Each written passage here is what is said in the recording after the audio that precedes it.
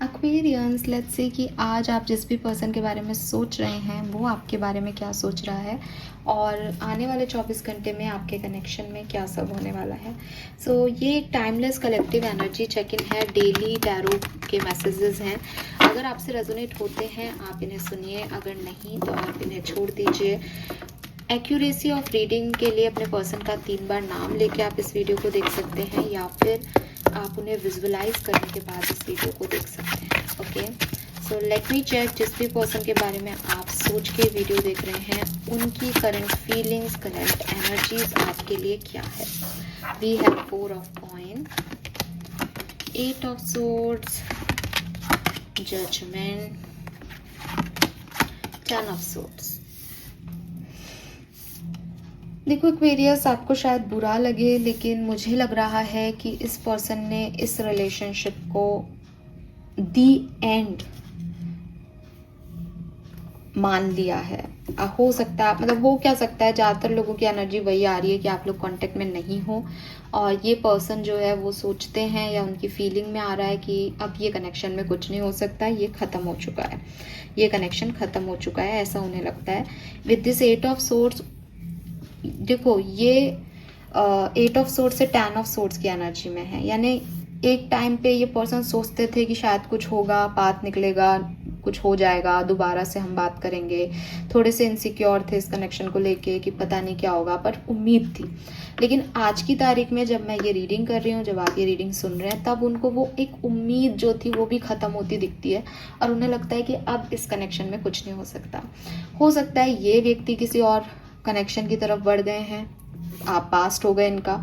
हो सकता है आपको ये देख रहे हैं कहीं और आगे बढ़ते हुए और इनको लगता है कि अब कुछ बचा नहीं है, लेकिन उनके हिसाब से उनकी फीलिंग में दी एंड हो रहा है।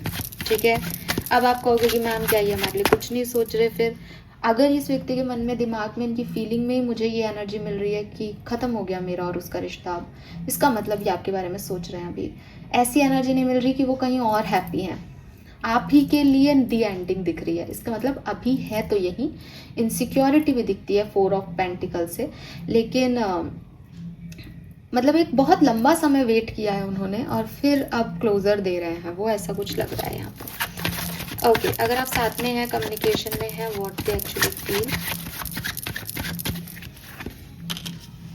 Night of cups, queen of swords, किसी एक्वेरियंस को ही डील कर रहे हो, कैंसर, स्कॉर्पियन, पाइसेस को डील कर रहे हो, बहुत हद तक लग रहा है यहाँ पे।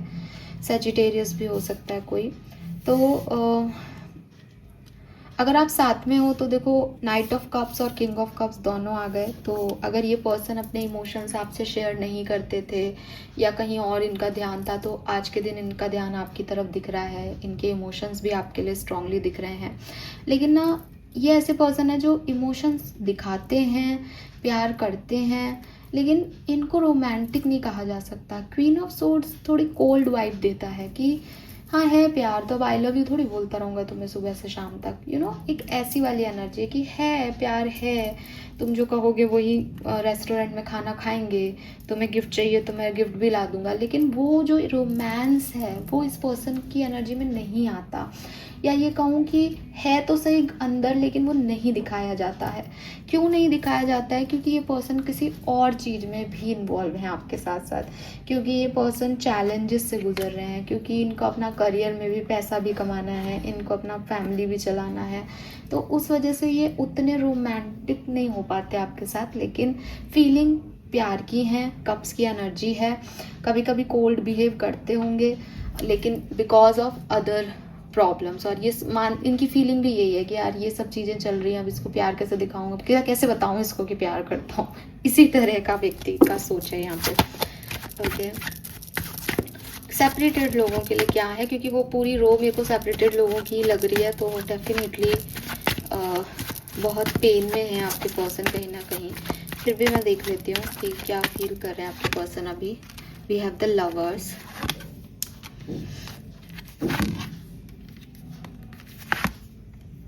ओह माय गॉड एक्वेरियस, एक्चुअली में 9 ऑफ सोर्ड्स है, सी बॉटम में 8, 9 और 10। एक्वेरियस इनकी लाइफ में कोई और आ रहा है,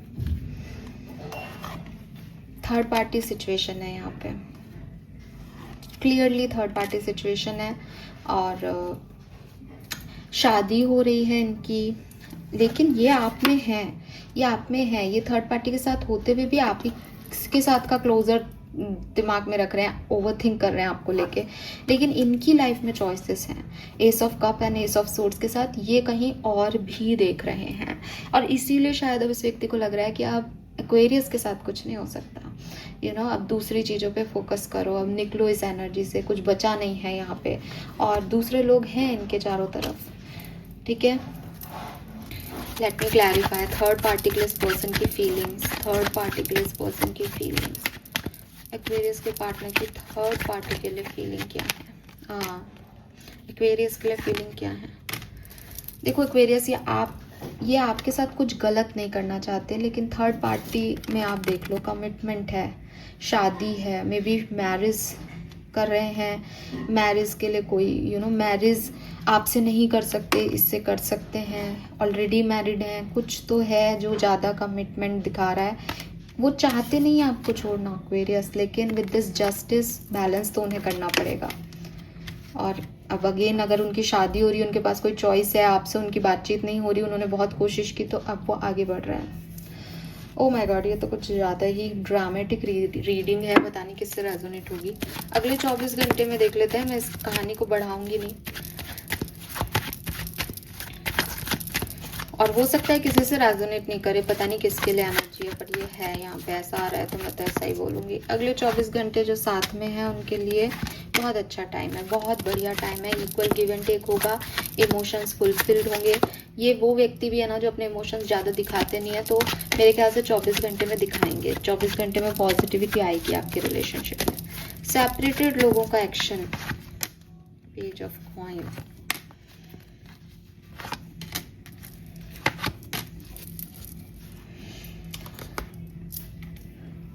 कोई एक्शन आपको इस पर्सन की तरफ से मिल सकता है, लेकिन देखो अब जैसे कि आपने कहा कि मैम ये तो थर्ड पार्टी की तरफ जा रहा है, तो हो सकता है कि वो आपको आके यही कहे कि मैं शादी कर रहा हूँ, कुछ भी कर सकता है, लेकिन इतनी ओवर थिंकिंग है और आपको जस्टिस भी देना चाहता है, आपके साथ गलत नहीं करके जाना चाहता, आपको खराब में नहीं रखना चाहता।